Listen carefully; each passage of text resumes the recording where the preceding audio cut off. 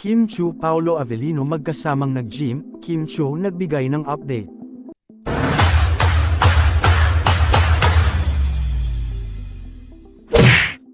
Eto bang yung sinasabi mo na si Paolo ang nagdala ng eksena? Siya na yun. Tapos na ako. Hanggang cabinet lang ako. Tapos Okay. yung mga iba nun, siya na. Siya na. Paano ka niya inalalay? Usap-usapan ngayon sa ilang mga social media platforms at ilang mga entertainment news sites ang panayam ni Kim Chiu sa showbiz reporter na si MJ Felipe. Kabilang sa mga naitanong kay Kim Chiu ay kung paano nila pinaghandaan ni Paolo Avellino ang trending nilang bed scene sa Philippine adaptation ng What's Wrong with Secretary Kim. Ayon kay Kim Chiu, ginabayan siya ng maayos ni Paolo Avellino sa kanilang bed scene dahil hanggang cabinet scene lamang ang kaya ng kanyang powers.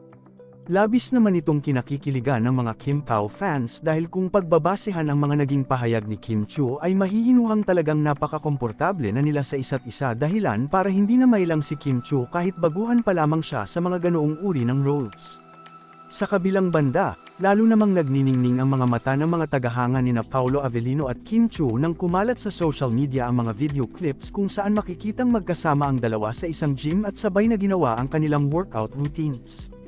Sa ngayon ay talagang naghihinay-hinay lamang sina Kim Chiu at Paolo Avellino sa kanilang pagkilala sa isa't isa gayunpaman, naniniwala ang marami sa kanilang mga tagahanga na mapapasaan rin at darating din ang panahon na aamin na ang dalawa sa kanilang pagmamahalan.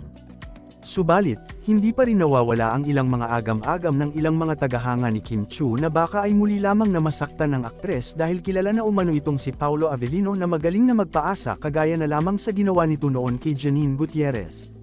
Hiling nila na sana sa pagkakataong ito ay magseryoso na si Paolo Avellino kay Kim Chiu at huwag itong magbigay ng mga false hope para sa aktres na kamakailan lamang ay nakaramdam ng matinding pagkabigo dahil sa hiwalayan nila ng kanyang boyfriend sa loob ng 12 years na si Sian Lim.